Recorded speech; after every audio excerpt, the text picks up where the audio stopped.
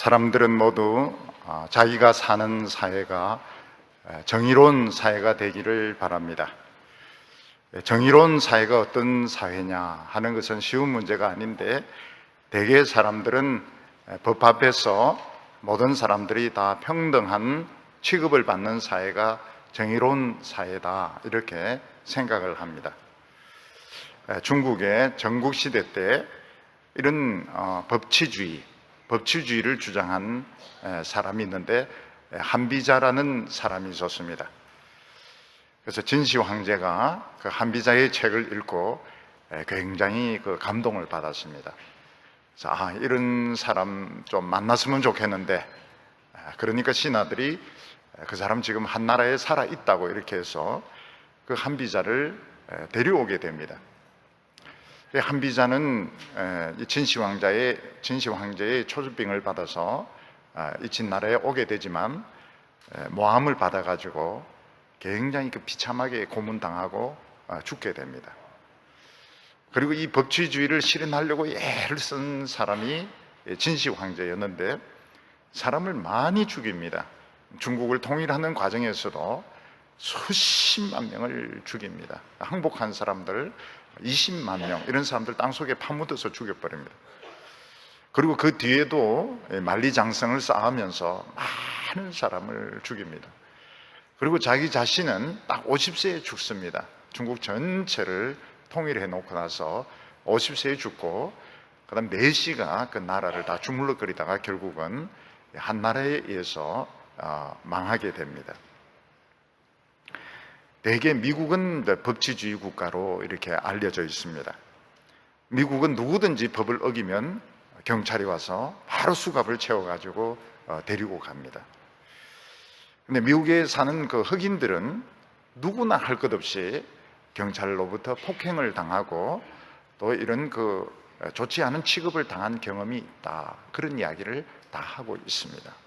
백인들에게는 공정할 줄 몰라도 흑인들은 누구 할 것 없이 하버드대 교수든지 정치인이든 누구든지 간에 경찰로부터 폭행을 당하고 억울한 취급을 당한 적이 있다, 이런 이야기를 하고 있습니다. 싱가포르도 조그만 나라지만 법치주의 국가입니다. 싱가포르에서는 거지가 없습니다. 왜 거지가 없는가 하면 다 잘 살아서 그런 것도 있겠지만은, 거지가 발견되면 즉시 붙들어가 추방시킵니다. 그래서 거지가 있을 수가 없어요. 침 뱉는 사람이 없습니다. 다 침이 안 나와서 그런 것이 아니고, 침 뱉는 즉시 붙잡아서 벌금을 먹이기 때문에, 경찰이 보면 바로 벌금을 먹이기 때문에 침 뱉는 사람이 없는 것입니다.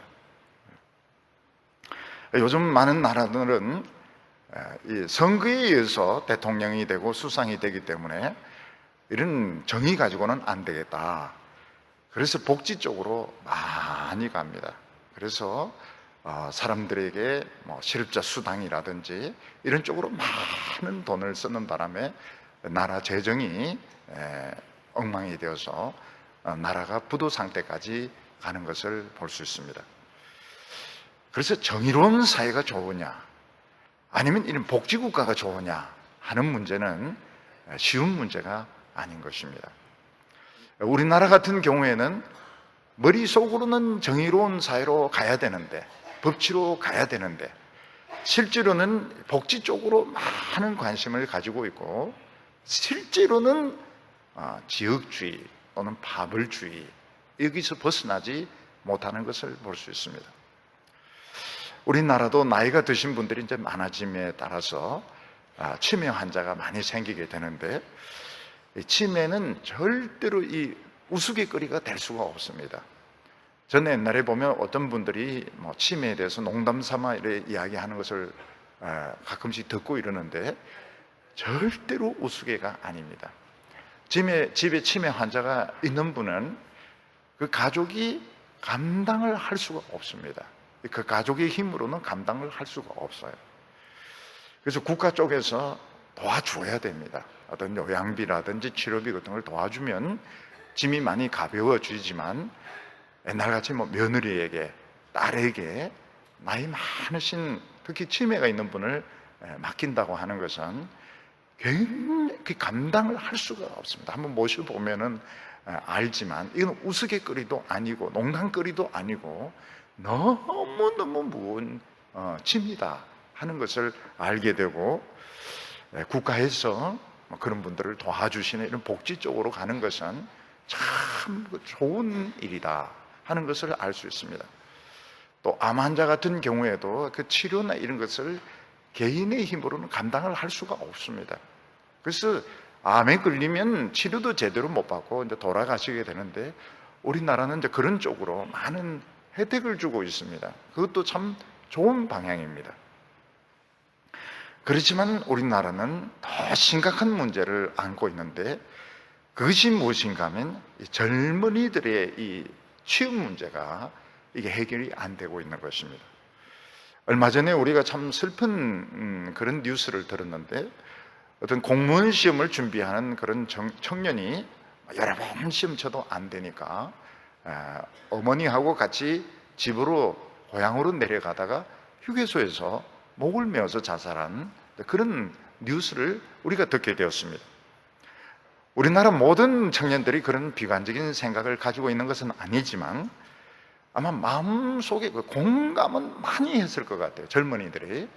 젊은이들에게 아주 소수의 그 대기업에 취직한 사람들, 운이 좋고 좋은 학교 나와가지고 대기업에 취직한 그런 사람들 말고는 참 미래가 잘 열리지 않는다, 그런 문제를 공감을 하고 있는 것입니다. 그래서 우리 이 젊은 청년들의 이 미래 문제, 이것은 뭐 정의 가지고 되는 것도 아니고 복지 문제 가지고 되지도 않는 것이 굉장히 중요한 심각한 문제입니다. 또 하나가 무엇인가 하면 우리나라에 이제 갑자기 밀려들기 시작한 이 전쟁의 먹구름입니다.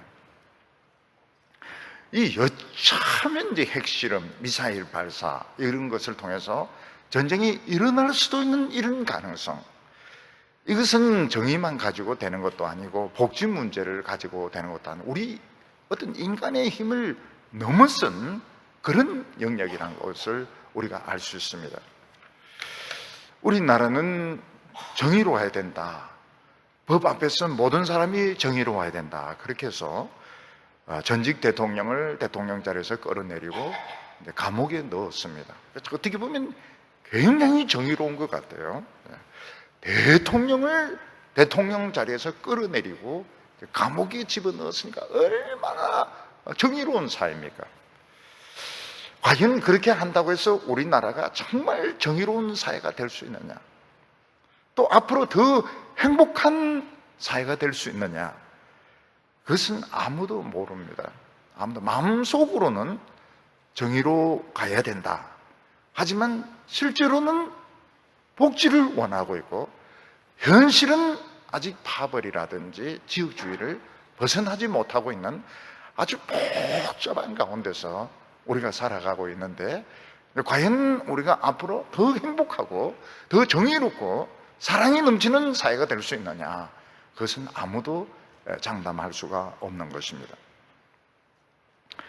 근데 오늘 하나님께서는 우리 하나님의 백성들을 통해서 참 정의로우면서도 사랑이 넘치는 그런 세상을 약속을 해주고 있습니다. 오늘 본문 말씀은 후반부가 굉장히 중요한 말씀입니다. 앞에 있는 말씀은 도입되는 말씀이고 중요한 것은 뒤쪽에 있는 말씀입니다. 10절 말씀입니다. 10절에 보면 인애와 진리가 같이 만나고 의와 화평이 서로 입맞추었도다, 이렇게 말씀하고 있습니다. 그래서 시편 85편은 뒤쪽이 해석이 돼야 됩니다. 앞쪽에 있는 부분은 다른 시들과 비슷해요. 포로에서 돌아온 내용, 또 앞으로 하나님께서 우리에게 그 진노를 거두어 달라는 이런 내용들, 비슷한 이런 내용들이 나오고 있는데, 중요한 것은 후반부입니다. 후반부가 해석이 돼야 됩니다. 후반부가 무언가 하면 정의와 사랑이 어떻게 입맞출 수가 있느냐, 정의와 우리로 치면 이제 복지죠. 근데 복지를 더 넘어서서 사랑이 어떻게 함께 완성이 될 수 있느냐? 한 나라 안에서, 한 사회 안에서 어떻게 정의면 정의고 복지면 복지고 사랑이면 사랑이고 이런 것이지, 어떻게 이게 입맞출 수 있으며 어떻게 이게 만날 수 있느냐? 근데 이것을 하나님께서는 우리에게 해결해 주시겠다고 말씀하고 있습니다. 만약 정의와 사랑이 만날 수 있다면 억울한 사람이 없을 것입니다. 빚 때문에 자살하는 사람도 없을 것입니다. 젊은이들이 절망하지 않을 것입니다. 그래서 하나님께서는 앞으로 우리 신자들을 통해서 이 정의와 사랑이 만나도록, 입맞추도록 하겠다, 그런 사회를 주시겠다고 약속하고 있습니다. 시편 85편은 포로에서 돌아온 자들이 부르는 노래로 되어 있습니다. 어떤 사람들이 포로로 붙들려 갔다가 돌아왔을 때, 또 인질로 붙들려 있다가 풀려났을 때 얼마나 좋아하겠습니까?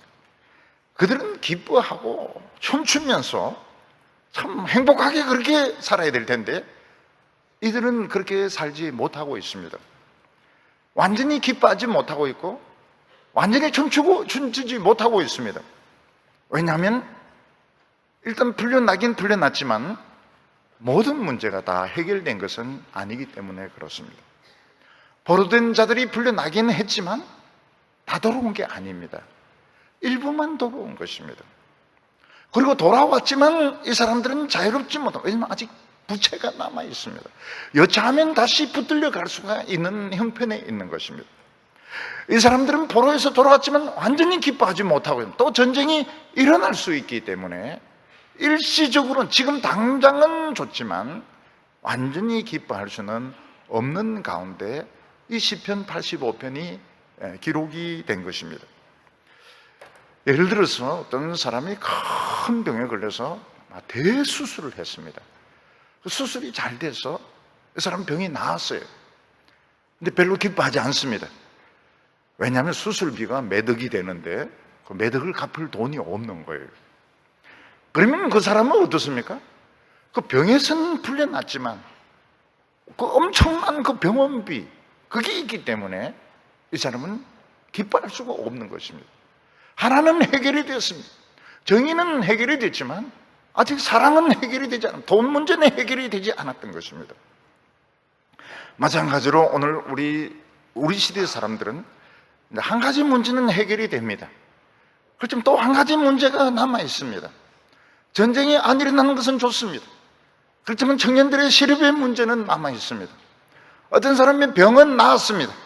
그렇지만 부채의 문제는 또 남아 있습니다. 그래서 완전히 기뻐할 수가 없는 겁니다. 이것은 사람이 줄 수 있는 것이 아닙니다. 이것은 하나님이 줄 수 있는 것입니다. 오늘 우리가 하나님 앞에 나온 것은 바로 이것을 얻기 위한 것입니다. 완전한 평화, 완전한 축복, 정의와 사랑이 입맞추는 완전한 축복을 얻기를 바라십니다. 오늘 여기 첫 번째 보면 이스라엘 백성들이 포로에서 돌아온 것을 노래하고 있습니다. 1절과 2절 말씀 보면 여호와여 주께서 주의 땅에 은혜를 베푸사 야곱의 포로된 자들이 돌아오게 하셨으며 주의 백성들의 죄를 사하시고 그들의 모든 죄를 덮으셨나이다, 이렇게 말씀하고 있습니다. 하나님께서 이스라엘 백성들에게 은혜를 베푸셔서 포로된 자들을 돌아오게 하셨습니다. 야곱의 포로된 자들이 돌아온 때가 언제냐? 학자들마다 생각이 다 다르겠지만 많은 사람들이 바벨론 포로에서 돌아왔을 때를 말한다고 이야기합니다. 그럴 수도 있습니다. 그렇지만 이스라엘 백성들과 유다 백성들은 여러 차례 전쟁을 겪었고, 전쟁을 겪을 때마다 적게는 수만 명, 많게는 수십만 명씩 포로로 붙들려 갔던 것입니다. 우리가 많은 유대인들이 포로로 붙들려 간 것은 바벨론에 망했을 때지만 그 앞에도 이스라엘 백성들, 유다 백성들은 여러 차례 포로로 많이 붙들려 갔던 적이 있었습니다. 그런데 놀라운 것은 무언가 하면 그 포로들 중에서 일부가 돌아온 것입니다. 그 노예의 주인이 마음이 좋아서 돌려보내어 주었는지, 아니면 이제 이스라엘이 좀 나라가 이렇게 기틀을 잡고 부흥되니까 돌려보내어 주었는지는 알 수가 없지만, 처음에 전쟁 포로가 되어서 밧줄에 묶여서 쇠사슬에 묶여서 끌려갈 때 다시는 얼굴을 못 볼 거라고 생각했던 여러 많은 이스라엘 백성들이 참 기적적으로 포로에서 돌아오게 되었던 것입니다. 그 기쁨, 포로에서 돌아온 기쁨, 인질에서 석방된 그 기쁨은 말로 표현할 수가 없을 것입니다. 하나님께서는 뭐라고 말씀하시는가 하면, 하나님께서 이들이 풀려나게 된 것은 하나님이 그들의 죄악을 하나님께서 사하시고 그들의 죄를 덮으셨기 때문에 돌아올 수 있었다고 말씀하고 있습니다. 우리 생각으로는 전쟁에 졌기 때문에, 장군이 전략을 잘못 썼기 때문에, 무기가 열악하기 때문에, 군사력이 떨어졌기 때문에, 돈이 없었기 때문에 붙들려 간 줄로 생각했는데, 하나님은 그 모든 원인이 어디 있느냐? 죄악에 있고 죄에 있다고 말씀하셨습니다. 하나님께서 그들의 죄를 덮으시는 순간, 그들의 죄악을 사하여 주시는 순간, 그 주인들의 마음이 변하면서, 그 나라의 정책이 변하면서 그 일부 포로들이 돌아오게 되었던 것입니다. 어떻게 해서 이런 일이 일어나게 되었을까요? 그 가족들입니다. 가족들. 아빠가 포로로 붙들려 가고, 또는 남편이 포로로 붙들려 가고, 그 가족들이 돌아오지 못할 줄 알면서도 그렇게 울면서 기도를 하는 겁니다. 그렇게 결사적으로 울면서 기도하니까 어느 날 하나님께서 그들의 죄를 사하시면서 도저히 돌아올 수 없었던 것 같은 그 아버지, 그 남편이 그냥 걸어서 돌아오는 일이 일어나게 되었던 것입니다. 그래서 이 시편 85편을 꼭 반드시 바벨론 포로에서 돌아오는 거로 이렇게 해석을 하는 것은 좀 너무 좀 딱딱한 그런 기분이 들어요. 너무 자연스럽지 못한 틀에 좀 이렇게 그 메인 그런 느낌이다. 많은 포로들이 있었고 실제로 그들이 돌아왔어요. 어떻게 그들이 돌아오게 되었습니까? 가족들이 그렇게 기도하는 겁니다. 그렇게 기도하는 거예요. 부인이 기도하고 애들이 기도하고 아버지가 기도하고 못 들어올 줄 알면서, 영원히 못 만날 줄 알면서도 그렇게 기도하니까 일어날 수 없는 일이 일어나게 되었던 것입니다. 그래서 여기서 우리가 알 수 있는 것이 무엇인가 하면, 기도라고 하는 것은 일어날 수 없는 일을 일어나게 하는 거라는 걸 알아야 됩니다. 우리가 미리 딱 생각을 해보고 가능한 것만 골라서 기도하는 것이 기도가 아니고, 기도라고 하는 것은 일어날 수 없다, 저분은 살아날 수 없다, 이걸 알면서도 끝까지 기도하는 것이, 이게 바른 기도고, 그 모든 결정은 하나님 손에 있는 것입니다. 하나님께서 그 허물을 덮으시고 그 죄를 사하시면 그냥 갑자기 상황이 변하면서 돌아오게 되는 것입니다. 그래서 여기서 죄나 죄악이라고 하는 것은 포로로 붙들려간 그 사람들만 죄를 졌다, 그런 뜻이 아닙니다. 모든 이스라엘 백성들이 하나님을 덜 사랑하는 것이 죄인 것입니다. 마음을 다하고 뜻을 다하고 생명을 다해서 하나님을 사랑하지 않는 것이 죄였고, 그 결과가 무엇인가 하면 많은 사람들이 포로로 붙들려가서 참 그들이 가족을 만나지 못하는 이런 고통을 받는 이런 일이 일어났던 것입니다. 그래서 하나님의 백성들에게 있어서 제일 무서운 것이 뭔가 하면 하나님을 덜 사랑하는 겁니다. 근데 하나님을 덜 사랑하는 것을 알 수 있습니까? 모릅니다. 마음과 뜻과 생명을 다해서 하나님을 덜 사랑하는 걸 느낄 수 있어요? 못 느낍니다. 그러니까 이게 굉장히 무서운 겁니다. 이게 문제인 거예요. 하나님을 덜 사랑하는 것이 죄입니다. 온 마음과 열정을 다하여 하나님을 사랑 못하는 것이 이런 결과, 많은 사람을 포로로 붙들려가는 이런 결과를 가져오게 되었던 것입니다. 3절에 보면 주께서 모든 분노를 거두시며 주의 진노를 돌이키셨나이다. 우리는 하나님의 감정이 없는 분으로 생각하기 쉬운데 하나님은 굉장히 예민하신 분이십니다. 하나님의 백성들이 말씀을 업신여기고 세상을 따라갈 때 하나님은 분노하시는 분이십니다. 하나님은 어떻게 분노하십니까? 하나님이 분노하시는 것은 하나님이 우리를 일부러 미워하고 괴롭히는 것이 아닙니다. 하나님과 우리 사이에 불신의 벽이 생기는 것입니다. 그러면 우리는 세상에 좋은 것은 다 가지는데 진짜 좋은 것을 못 가집니다. 진짜 좋은 것이 무엇입니까? 바로 이 기도의 응답. 이 기도의 응답이 없고 말씀의 역사가 없는 겁니다. 그런데도 못 느낍니다. 왜냐하면 돈이 있거든요. 돈이 있고 세상에 지위가 있고 세상에서 모든 걸 다 누리고 있으니까 하나님이 진노하는 것을 못 느끼는 것입니다. 그래서 우리는 이 세상 것으로 만족하면 절대로 안 됩니다.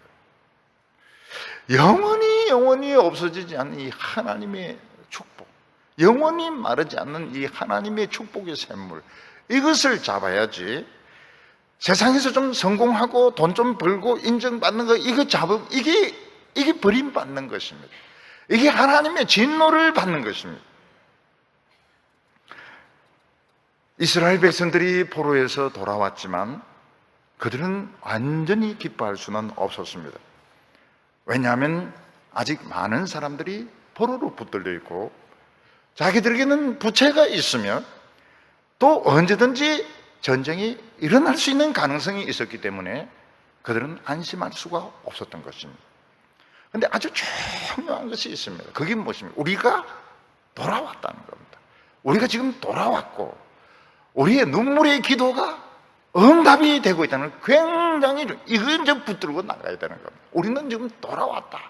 하나님의 그런 기도가 응답이 되고 있다. 근데 여기서부터 시작을 하면 되는 것입니다. 그래서 오늘 두 번째로 보면 이스라엘 백성들이 계속적으로 기도하는 것을 볼 수 있습니다. 4절에 보면 우리 구원의 하나님이여 우리를 돌이키시고 우리에게 향하신 주의 분노를 거두소서. 우리를 돌이키시고, 조금 전에 보면 하나님께서 죄악을 사하시고 그 죄를 덮으셨다고 말씀하셨는데 또 여기서 분노를 거두어 달라. 왜 하나님의 말씀은 이랬다 저랬다 하는가? 그게 해석의 아주 중요한 열쇠입니다. 지금 포로에서 돌아왔지만 모든 문제가 다 해결된 게 아닌 겁니다. 조금 전에도 말씀드렸지만 어떤 사람 병은 나았어요. 병원비가 남아있는 거예요. 전쟁은 안 일어났습니다. 그렇지만 앞으로 또 일어날 수가 있는, 이번에는 실험을 안 했지만 앞으로도 얼마든지 또 실험할 수가 있는 것입니다. 그래서 이스라엘 백성들은 하나님의 진노가 다 끝난 것이 아니라는 것을 알고 있습니다. 근데 여기서 아주 중요한 표현이 나오고 있습니다. 그 중요한 표현이 뭔가 하면 우리 구원의 하나님이요, 이렇게 부르는 것입니다. 우리 구원의 하나님이요. 우리 구원의 하나님은 어떤 하나님이십니까? 작은 응답을 주신 하나님이십니다. 작은 기적을 베푸신 하나님이십니다. 어떤 작은 기적, 작은 응답을 주셨습니까? 그 아버지가 포로로 붙들려가고 남편이 포로로 붙들려갔는데 부인하고 애들이 울면서 기도하니까 풀려서 돌아온 거예요. 아직 빚이 있습니다. 아직 전쟁의 위기는 있습니다. 근데 중요한 것이 무엇입니까? 작은 기도가 응답되었다는 것입니다. 작은 기도가 응답되었다는 건 뭘로 의미합니까? 큰 기도도 응답이 될 수 있다는 것입니다. 작은 것부터 시작이 되면 큰 것도, 이거는 굉장히 좋은 것입니다. 우리 구원의 하나님은 어떤 하나님이십니까? 아주 작은 것을 응답해 주시는 하나님인데 작은 게 응답됐다면 큰 것도 응답될 수 있습니다. 저희들이 신앙생활 할 때 뭘 주의해서 봐야 됩니까? 작은 걸 봐야 됩니다. 작은 걸, 아주 작은 걸, 아주 작은 기도를 드렸는데 그 작은 기도들이 많이 응답이 되었습니다. 우리 여러 번 그걸 체험을 했습니다. 어떤 하나님이 지금 우리 구원의 하나님, 작은 것을 응답해 주신 하나님, 큰 것도 응답해 주실 수 있습니다. 큰 게 응답되도록 계속 기도로 밀어붙여야 되는 것입니다. 엘리야가 이스라엘 백성들이 3년 반 동안 비가 오지 않도록 기도를 했습니다. 그리고 이제 다시 비를 달라고 기도하는데 7번 간절히 기도해도 비가 오지 않습니다. 근데 서쪽 지중해에서 손바닥만한 구름이 일어납니다. 아주 조그만 구름이 일어납니다. 아주 작은 응답이었습니다. 근데 이 구름이 어떻게 됩니까? 점점 커지더니 온 세상을 다 덮고 폭우가 되어서 막 쏟아지는데 3년 반 동안 오지 않던 비가 막 온 세상에 쏟아지는 역사가 일어나게 되었던 것입니다. 오늘 우리 성도님들은 아마 그런 것들을 다 체험했을 거예요. 아주 작은 기도가 응답되는, 그렇지만 아직 큰 문제는 남아 있습니다. 작은 것을 응답해 주신 하나님, 우리의 구원의 하나님, 우리 하나님은 큰 것도 응답해 주실 줄 믿습니다. 그래서 성도님들, 어떤 분들은 작은 것은 다 잘라 먹어버려요. 사사오입 해가지고 100만 원 밑으로 응답된 건 다 잘라버리고 이러는데, 그렇게 하는 것은 신앙생활로 치면 간띵이가 부은 겁니다. 그런 식으로 하면 안 돼. 그걸 잊어버리면 안 됩니다. 잊어버리면 안 돼. 우리 애가 막 열이 나고 이럴 때 막 기도했을 때 열이 톡 떨어진 거예요. 이거는 아주 작은 기도의 응답입니다. 그럼 모든 열을 다 떨어뜨릴 수 있는 거예요. 모든 사람들의 열을 다 떨어뜨릴 수 있는 하나님이신 것을 믿어야 되는 것입니다. 어떤 사람이 작은 어떤 금전적인 문제나 작은 대인 관계나 작은 이런 어려움을 두고 기도를 했습니다. 그런데 응답이 탁 됐어요. 우리는 어떻게 생각하십니까? 우연이겠지. 우연히 일치겠지. 참. 그게 이제 우리 문제입니다. 그러니까 그렇게 기도 응답해달라고 해서 응답해 줬는데 우리는 어떻게 생각하는가 하면, 설마 하나님이 얼마나 바쁘신데 이런 것까지 응답해 주시겠냐. 그리고 싹 다 잊어먹어버리고 뭐하러 갑니까? 커피 마시러 가는 겁니다. 텔레비 드라마 보러 가는 것입니다. 그러면 안 돼. 생각을 좀 해봐. 이 우연일 수가 없습니다. 우연이란 것은 다 더 나빠지게 되어 있습니다. 하나님이 함께 하시지 않는 건 더 악화되게 되어 있고 나빠지게 되어 있지, 우연히 좋아지는 것은 없습니다. 전부 하나님이 하시는 것입니다.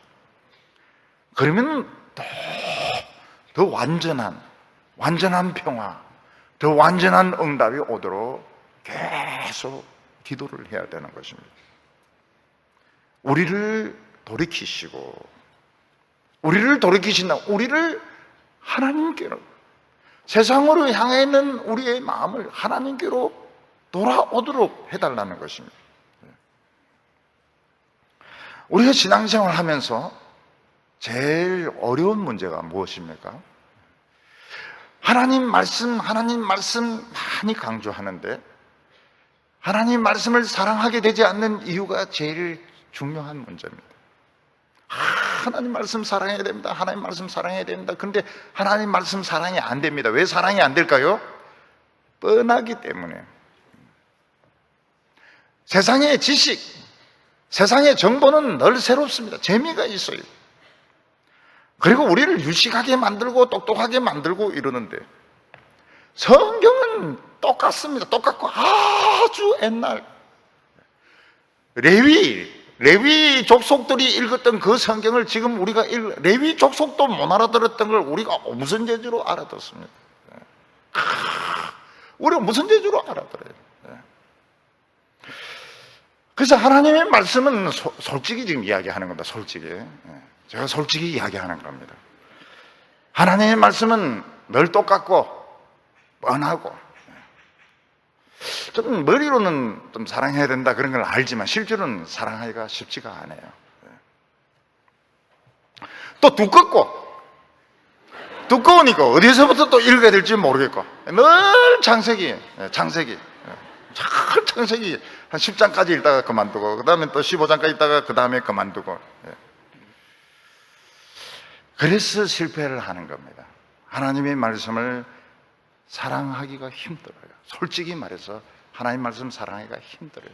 거기서 하나님과의 관계가 멀어지게 되고 불신의 벽이 생기게 되는 것입니다. 하나님께서는 모든 축복을 이 성경 속에 넣어줬는데 솔직히 말해서 성경은 너무 똑같고 재미가 없고 시대에 뒤떨어져 있고, 그래서 이 성경을 사랑하기가 쉽지가 않습니다. 그래서 성경을 조금씩 멀리 합니다. 요즘 교인들은 성경을 가지고 다니지도 않습니다. 왜냐하면 뒤에 자막에 다 나오기 때문에. 성경이 무거워요. 성경이 참 무거워요. 옛날에는 성경이 무겁지 않는데 성경이 무거워요. 뒤에 자막이 다 나옵니다. 자막 다 나오는데 뭐 때문에 성경 들고 다닙니까? 그렇게 하면서 조금씩 멀어지는 거예요. 하나님을 덜 사랑하게 되는 겁니다. 나중에 보면 무더기로 사람이 죽고 포로로 붙들려 가고 이런 어려움이 생기게 되는 겁니다. 이게 모든 시대의 이스라엘 백성들, 모든 시대의 크리스찬들이 빠졌던 함정입니다. 근데 어떻게 하면 우리가 하나님 말씀을 사랑할 수 있을까요? 오늘 이 시대에, 여러분 우리나라만 해도 텔레비전이 얼마나 재미있습니까? 텔레비전 얼마나 재미있습니까? 텔레비전 탤런트들 얼마나 잘생겼습니까? 잘생기게 보이려고 또 코를 얼마나 또 세웠습니까? 근데 그 성경을 읽는 것이 쉬우냐? 쉽지가 않아요. 커피숍에서 음악 들으면서 세상 그런 정보 검색하는 것이 재미지. 설교 듣는 거 쉽지가 않습니다. 재미가 없어요. 근데 어떻게 다윗은 그 율법이 송이꿀보다 더 달다고 말했을까요? 다윗은 어떻게 하나님의 율법을 정금보다 더 사모한다고, 금덩어리보다 더 비싼 거라고 말할 수 있었을까요? 그 비결이 있습니다. 그 비결이 뭔가 하면 하나님 말씀을 망치로 때리면 됩니다. 여러분 돌이 있는데 그 돌이 이제 옥이고 금이고 그런데 그냥 두면은 전혀 가치가 없습니다. 망치를 가지고 때리면 어떻게 됩니까? 안에 보석이 나와요. 옥이 나오고 안에 있는 금이 나옵니다. 마찬가지로 하나님의 말씀을 그냥 겉으로 보면은 참 재미가 없는 말씀입니다. 시편 85편의 특징이 뭡니까? 그러면 84편 뒤에 있는 겁니다. 그거밖에 생각이 안 나요. 이걸 딱 때리면 어떻게 되냐? 때리면 꿀이 나옵니다.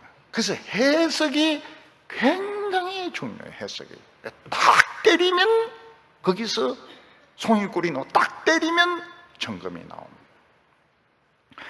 그래서 이 성경을 해석을 해서 들려주어야 하나님 말씀을 이게 오늘 나에게 하시는 말씀이구나, 이게 살아있는 말씀이요, 그러면서 하나님을 사랑하게 되는 것이지, 이거를 막 강요하면서 무조건 하나님을 사랑해라, 무조건 사랑해라, 세상 절대로 가지 마라, 세상 절대로 가지 마라.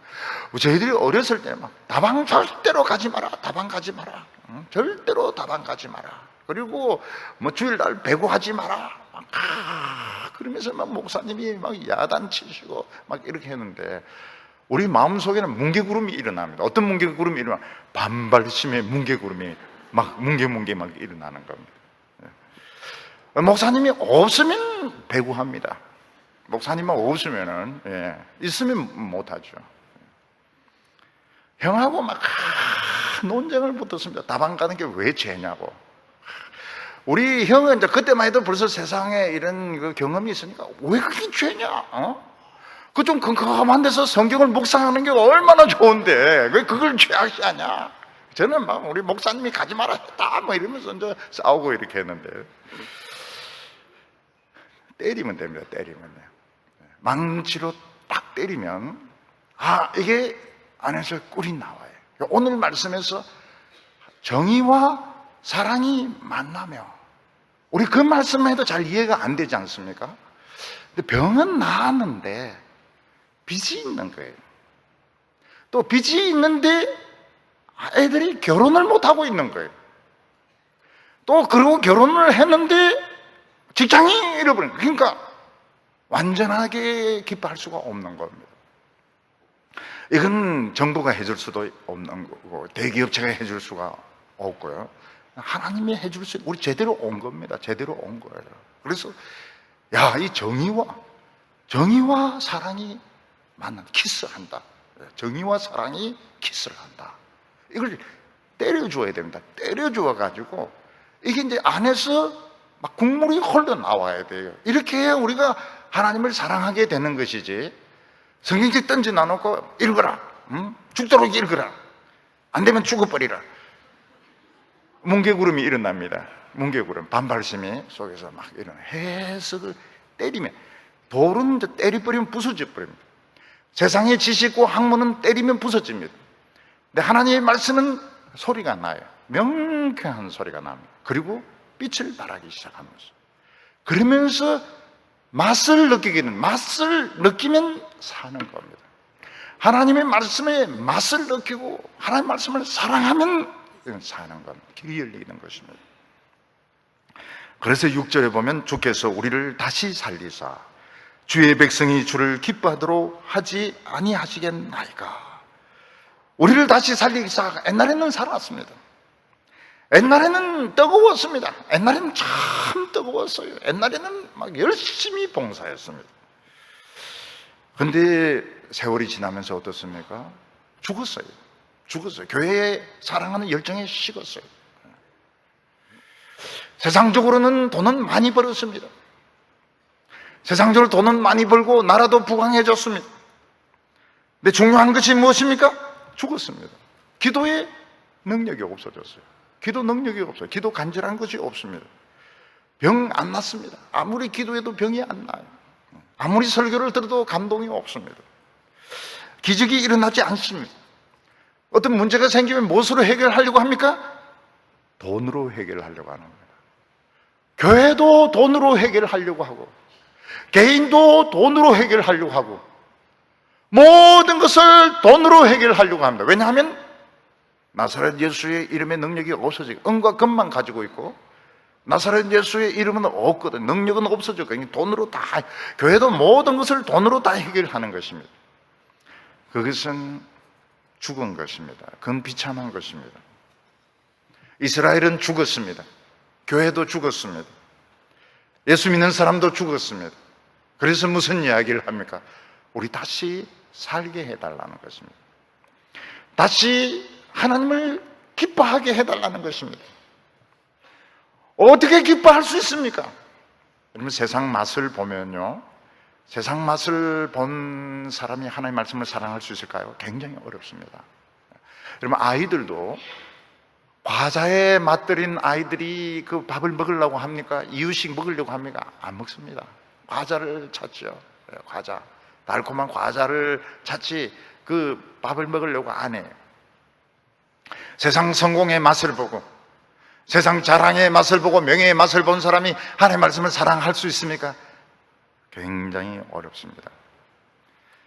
그런데 이스라엘은 포로에 붙들려 갔던 사람이 있습니다. 또 그 가족들이 있어요. 이 사람들은 자랑할 것도 없습니다.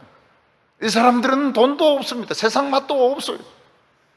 그냥 기도합니다. 안 될 줄 알면서, 돌아올 수 없다는 걸 알면서 기도합니다. 하나님 역사해달라고, 하나님 우리를 살려달라고. 그때 그들이 뭘 느끼게 됩니까? 말씀의 맛을, 성경을 때리는, 바위를 돌로 쳤을 때 나는 그 진액, 그리고 그 빛, 그 향기, 소리를 알게 되면서부터 그들은 다시 살아나게 되는 것입니다. 그래서 교회가요, 우리 교회는 뭐 변호사가 몇 명이고 사장이 몇 명이고 교수가 몇 명이고, 미친 소리입니다. 미친 소리예요. 미친 소리예요. 고난 당했던 사람, 정말 그 고생했던 사람들, 눈물을 바가지 흘리면서 가족을 잃어버리고 재산을 잃어버리고 몸에 병까지 생겨가지고 이런 사람들이 말씀의 맛을 압니다. 말씀의 맛을 알고 다시 살아나기 시작합니다. 이분들의 그 영혼이 다시 살아나기 시작해요. 기도가 응답이 세기 시작합니다. 여러분, 응답이 있다는 것은 이건 보통 신기한 것이 아닙니다. 우리가 어떤 사람에게 이제 말을 걸었는데 아무 반응이 없어요. 그러면 그 사람은 나에게 죽은 거나 마찬가지입니다. 또 반응이 있다 하더라도 이러면서 무성의하게 대답할 때 이는 없는 거나 마찬가지예요.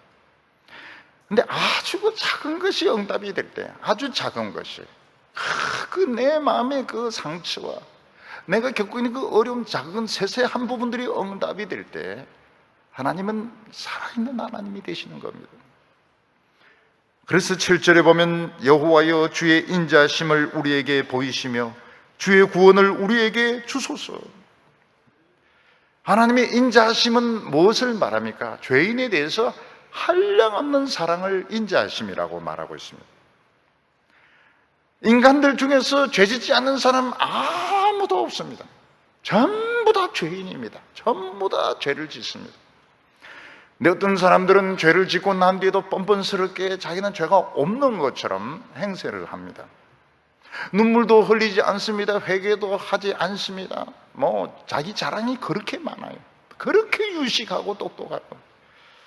하나님은 혐오하십니다. 아주 혐오하세요. 근데 하나님의 백성들은 자기가 죄를 지은 걸 알면 가슴 아파합니다. 가슴 아파하고 하나님 앞에서 참 가슴을 치면서 머리털을 뽑으면서 막 회개를 합니다. 그때 하나님은 한없이 자비로우십니다. 모든 죄를 덮어주시고 미래를 책임져 주십니다. 그게 하나님의 인자하심입니다. 우리가 하나님의 말씀대로 삽니까? 못 삽니다.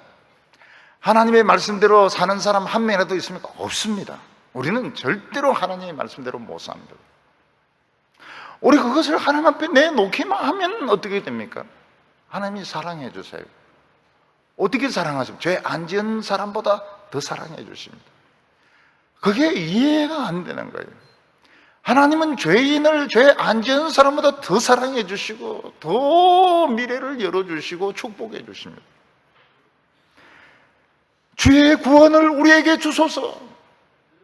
주의 구원을 우리에게 주소서. 어떤 구원입니까? 완전한 구원을 주소서. 우리는 인간이기 때문에 한 번만 도와준다 해가지고는 살 수가 없습니다. 병도 낫게 해주셔야 되고 병도 치료해 주셔야 되고 결혼도 시켜주시고 앞일도 열어주시고 구원을 우리에게 주소서. 완전한 구원을 달라고 기도하고 있습니다.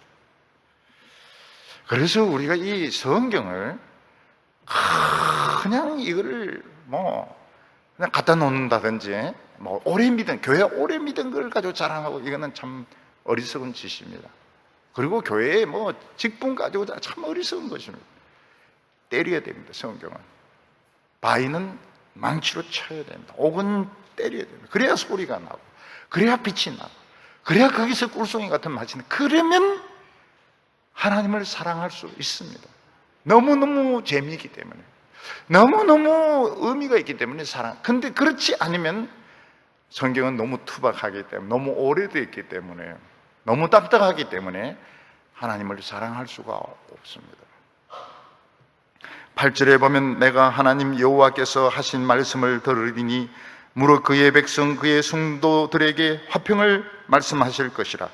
그들이 다시 어리석은 대로 돌아가지 아니하리로다. 하나님의 말씀의 맛을 알게 되면 다음에 하실 말씀까지 기대하게 됩니다. 하나님 여호와께서 하실 말씀을 들으리니 앞으로 하실 말씀까지 지금 준비가 되어 있습니다. 앞으로 하나님 우리에게 하실 말씀이 무엇입니까? 지금 포로에서 돌아오게 하시고 앞으로 하신 말씀이 무슨 말씀입니까? 화평의 말씀을 주시겠다는 것입니다. 전쟁을 없애고 사고를 없애며 병마를 물리치겠다고 약속하시는 것입니다. 그때 하나님의 백성들은 어리석은 대로 다시 돌아가지 않을 것입니다. 우리는 세상을 자랑하지 않을 것입니다. 우리는 외국인들이 믿는 것, 다른 사람들이 믿는 것을 흉내내지 않을 것입니다. 왜냐하면 우리 안에 있는 것이 너무너무 귀한데 왜 딴 사람 믿는 것을 따라가며, 왜 교회를 키우려고 막 다른 사람들 데려와서 그런 이상한 짓을 하겠습니까? 그럴 필요가 없는 겁니다. 우리는 세상을 자랑할 필요가 없고, 세상은 따라오는 것입니다. 세상은 따라오는 것이지, 돈은 따라오는 것이지, 이게 우리 주인이 될 수가 없어요. 이거는 그냥 있는 겁니다. 세상에 지식도 그냥 있는 것이고, 명예도 있는 것이고, 돈도 있는 것이고, 이건 따라오는 것이지, 이게 우리의 주인이 될 수가 없습니다. 다시는 내 백성이 어리석은 짓을 하지 않을 거라고 말씀하셨습니다. 오늘 여기 세 번째로 하나님의 완전한 구원은 어디에 있느냐 하는 것입니다. 서두에서도 말씀드렸지만은 지금 서양에서는 이런 정의가 많이 실현이 되어 있습니다. 그래서 법을 어기면 잡아감, 똑같이 잡아감, 폴리스 라인 넘었으면은 국회의원, 장관 다 수갑채워서 잡아가 침뱉으면 다 잡아감. 그렇다 해서 행복한 거 아니에요.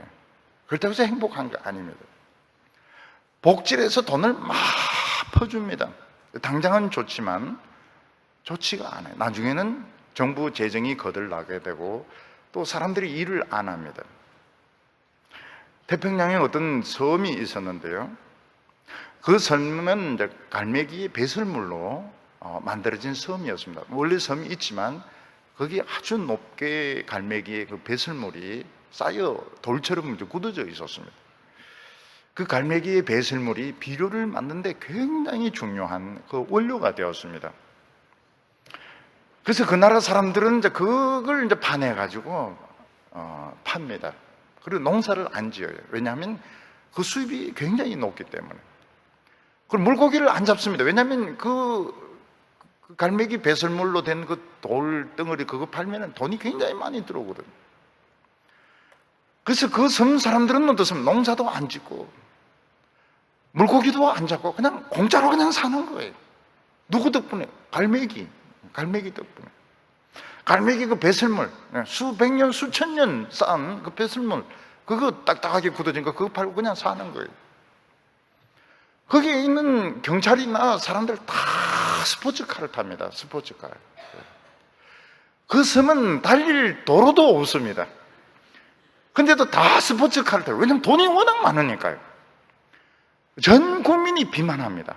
일 안 하고 먹으니까 스포츠카에 들어가지가 않아요. 그런데도 억지로 들어갑니다. 왜냐하면 스포츠카이기 때문에. 그래서 전 국민이 당뇨병을 앓게 되었습니다. 그 전 국민 전체가 고혈압을 앓게 되었습니다. 국민 전체가 비만에 걸리게 되죠. 왜냐하면 일 안 하고 그냥 공짜로 먹으니까요. 그러다가 그 갈매기 그 배설물이 없어지게 되었습니다. 없어지게 되면서 극빈자로 전락을 하게 된 겁니다. 원조를 받으면서 겨우겨우 연명을 합니다. 사람은 공짜로 돈이 많이 생긴다 해가지고 행복하지가 않아요.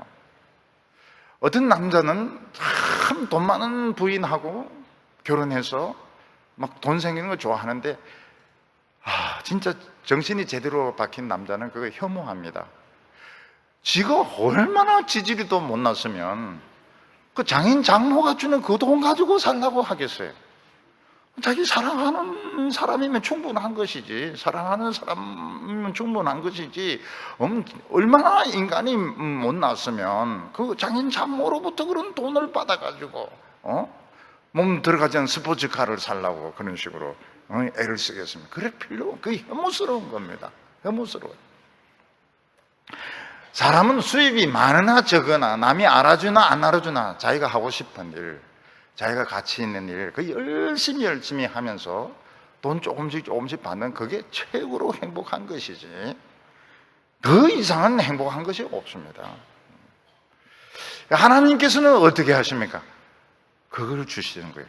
여기 정의와 인자가 만난다는 것이 무엇인가 하면, 우리로 하여금 자신의 가치를 깨닫게 하시고, 상대방의 가치를 깨닫게 하시고, 정말 남 괴롭히지 않고 자기가 옳다고 생각하는 기쁜 일을 그냥 신나게 그냥 하는 거예요. 돈을 얼마나 받든지 누가 알아주든지 말든지, 그게 뭔가 하면 정의와 사랑이 만나는 거라고 말씀하고 있습니다.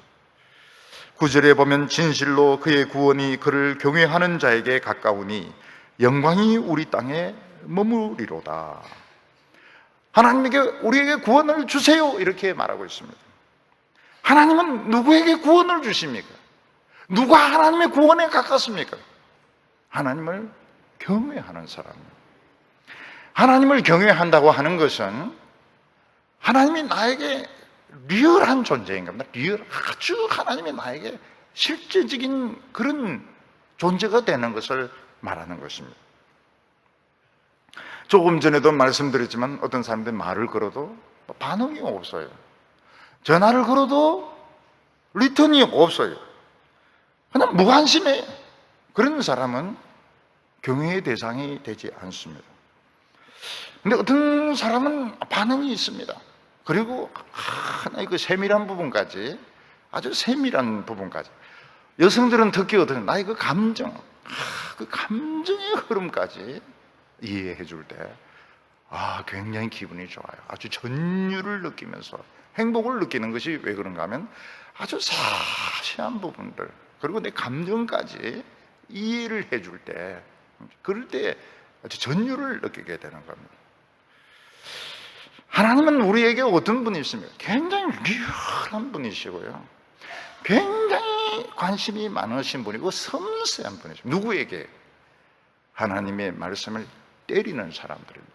그 하나님의 말씀의 그 맛을 아는 사람, 하나님의 말씀이 송이꿀보다 더 단 사람, 하나님의 말씀이 돈보다도 정금보다도 세상의 명예보다도 더 소중한 사람에게 하나님은 굉장히 리얼한, 아주 친절한 분이십니다. 전율이 날 정도로, 전율이 난다 이래야지 소름 끼친다, 소름 끼치는 건 좀 안 좋은 겁니다. 소름 끼치, 하나님은 저를 사랑하시는데 소름 끼칠 정도로, 그렇게 하는 것은 불신앙입니다. 소름은 그런 데 쓰는 게 아닙니다. 전율할 정도로, 전율할 정도로. 참 좋죠. 너무너무 좋죠. 세세한 부분까지, 나의 세세한 부분까지 신경을 써줄 때 굉장히 기분이 좋습니다. 그런 사람들에게 하나님의 구원이 가깝다고 말하고 영광이 그 땅에 있다고 말했습니다.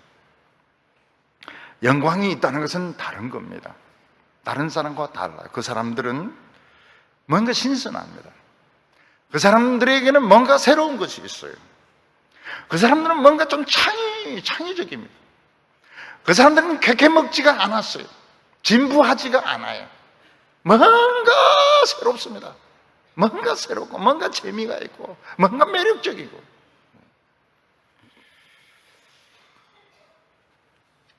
여기 보면 하나님께서 우리 믿는 사람들 안에 제일 어려운 문제를 해결해 주신다고 말씀하셨습니다. 10절에 보면 인애와 진리가 함께 만나고 의와 화평이 서로 입맞추었으며, 인애와 진리, 사랑과 정의는 가장 만나기 어려운 것입니다. 진리 또는 정의는 옳고 그른 것을 판단하는 것입니다. 잘못된 사람은 징역을 때리는 것입니다. 감옥에 가두는 것입니다. 정의는 봐줄 수가 없습니다. 죄인을 봐줄 수가 없어요. 그런데 인애는 무엇입니까? 다 덮어주는 것입니다. 다 덮어주는 것이고, 감싸주는 것이고, 사랑해주는 것이고. 그러니까 법관은 어때요? 법관은 인애라는 게 있을 수가 없습니다. 그냥 잘못했으면 판결을 그냥 내리는 거예요. 이게 의와 화평이 맞나? 의라고 하는 것은 따지는 것입니다. 무엇이 틀렸고 무엇이 옳고 같아, 세세한 모든 자료를 다 꺼내가지고 다 조사를 하는 겁니다. 전부 조사를 다 해가지고 모든 잘못을 다 밝히는, 잘못을 다 밝히는 것이 의이고, 화평이라고 하는 것은 그냥 덮어주는 것입니다. 화해를 하는 것입니다. 용서를 해주는 것입니다. 그래서 나라에서는 정의입니다. 정의가 없으면 나라는 세워질 수가 없습니다. 근데 가정은 어떻습니까? 가정은 사랑입니다. 가정은 다 덮어주고 용서해주고 받아줍니다. 왜냐하면 내 아들이기 때문에, 내 딸이기 때문에 가정에서는 용서입니다. 국가에서는 정의입니다. 이걸 이게 만날 수가 있을까? 이게 도대체 정의와 인애가 입맞출 수가 있을까? 하는 것입니다.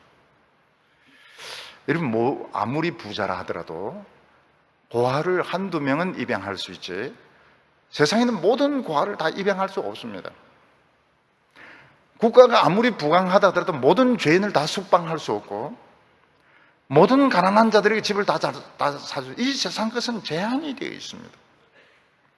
근데 하나님은 어떻습니까? 모든 죄인을 다 용서하십니다. 하나님 모든 죄인을 다 석방을 시키시고, 모든 고아들을 하나님의 자녀로 다 받아주시고, 모든 사람들에게 집을 다 사주십니다. 하나님 집 안 사주셨는데 내 아버지 집에 거할 곳이 많도다, 그렇게 되어 있지 않습니까? 집이 많다고요. 그게 하나님 나라에 가면 집이 굉장히 많아요. 그래서 우리는 그런 생각합니다. 아니, 모든 죄를 다 용서해주고 모든 걸 다 덮어주고 사랑해주면 엉망이 되지 않을까? 엉망이 됩니다. 엉망이 됩니다. 그래서 요즘 교회가 엉망으로 보입니다. 엉망으로 보여요. 지 멋대로고 자기 하고 싶은 대로 다 하고 엉망입니다. 그래서 다른 종교가 기독교를 걱정을 합니다. 세상이 교회를 막 걱정합니다. 너무 엉망이라고요.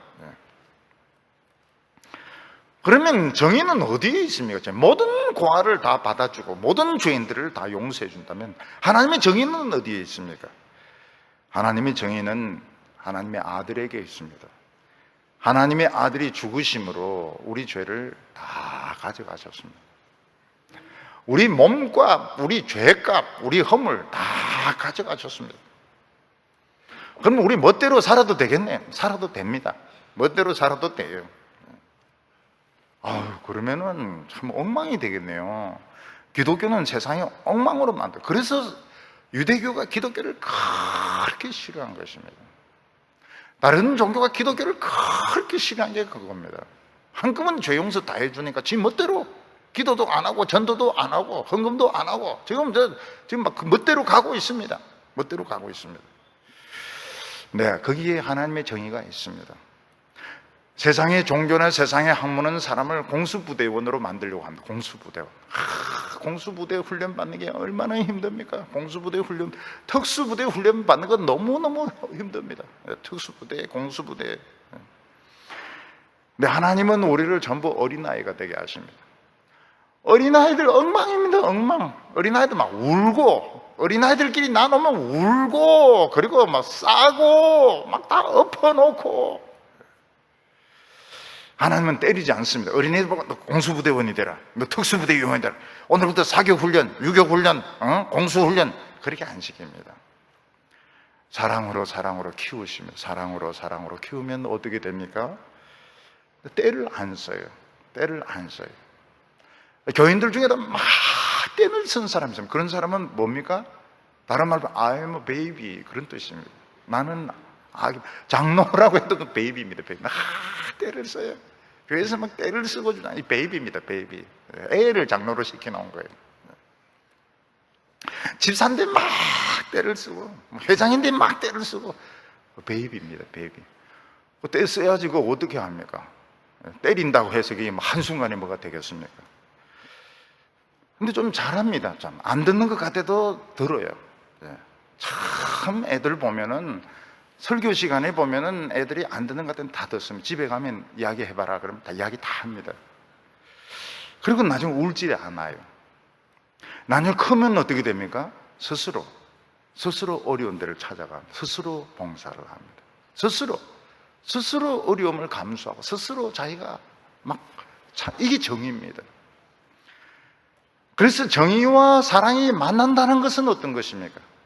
하나님은 우리를 한순간에 훈련을 시켜가지고 정의 부대로, 공수 부대로, 선교사로, 막 특수 선교사로, 우리 그렇게 하지 않습니다. 특수 선교사로 막 죽을 때 가서 그렇게 안 해요. 그렇게 안 하고, 우리는 어린애입니다. 어린애. 참고 또 기다려주고, 떼쓰면 또 막 주고. 애들이 울면 줘야 됩니다. 주고.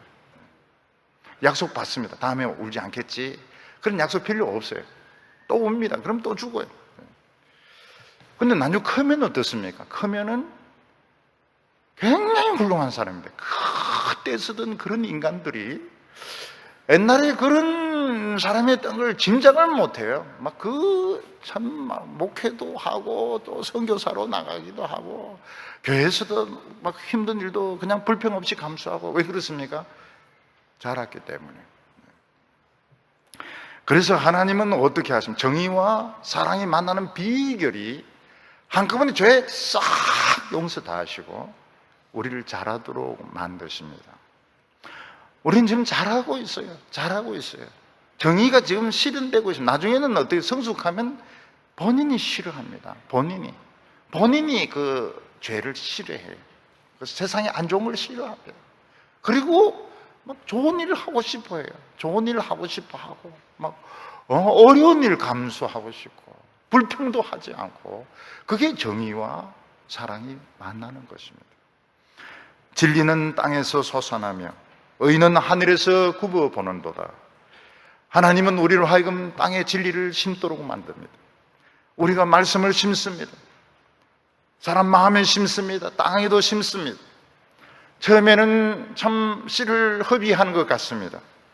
그런데 어떻습니까? 비가 오고 날씨 따뜻해지면 막 자라기 시작해요.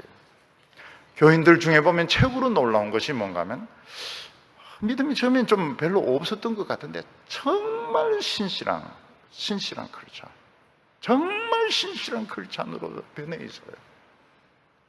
그 왜 그렇습니까? 심겨졌거든요. 그분의 마음속에 진리가 심겨졌거든요.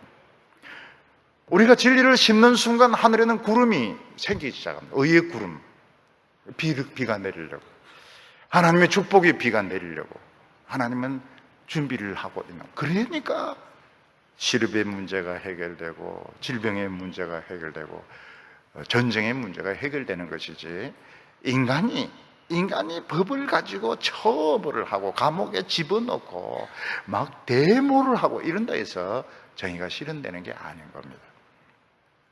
12절에 하나님께서 좋은 것을 주시리니 우리 땅이 그 산물을 내리로다. 좋은 것이 뭘까요? 좋은 거. 좋은 거. 우리는 늘 좋은 거 이러면 하나님 현찰을 주십시오. 현찰을. 하나님 돈을 주십시오. 그렇게 이야기를 합니다. 나중에 돈을 주십니다. 현찰도 주세요. 그렇지만 돈보다도 필요한 게 많습니다. 우리가 모르고 있어서 그렇지 돈보다 필요한 것이 많습니다. 예수님께서 뭐라고 말씀해? 너희가 악한 자라도 자식에게 좋은 것을 줄 알거든 하물며 하늘에 계신 아버지께서 구하는 자에게 좋은 것을 주시지 않겠는가? 왜 예수님은 자꾸 좋은 거 이렇게 하시죠? 구체적으로 돈, 야구 배트, 자동차, 집 이런 식으로 말씀하시지 왜 모호하게 좋은 거 이렇게 말씀하실까? 모호한 게 좋습니다. 이 안에 다 들어있어요. 이 안에 전쟁을 막아주시고 미래를 주십니다. 우리 성도들, 청년들에게 아름다운 미래를 주세요. 어려움에 이겨낼 수 있는 능력을 주십니다. 그리고 나서는 좋은 걸 다 주시는 거예요. 큰 거 주시고 난 뒤에 좋은 거 다 주십니다. 좋은 거 싹 다 주세요. 그래서 13절에 의가 주의 앞에 앞서가며 주의 길을 닦으리로다. 의가 앞으로 간다는 것이 믿음입니다. 믿음 가지고 밀고 나가면, 하나님의 말씀 가지고 밀고 나가면 주님이 반드시 오시고, 그리고 그 뒤에는 길이 열리게 되어 있다고 말씀하셨습니다. 오늘 우리 모든 성도님들에게 축복의 길이 열리기를 축원합니다. 기도드리겠습니다.